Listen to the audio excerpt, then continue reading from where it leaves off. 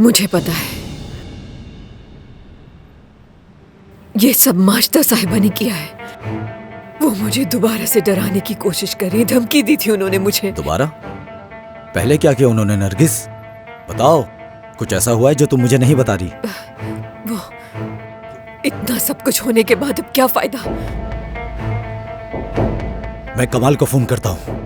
उसे अपने आसपास के लोगों पर नजर रखनी चाहिए। उसे नहीं पता कि उसके आसपास लोग उसके साथ क्या करने वाले हैं।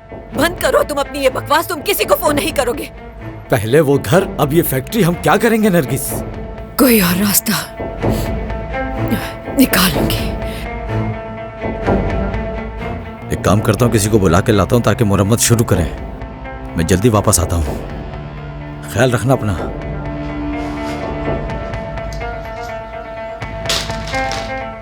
आखिर कौन हो सकता है इस सब के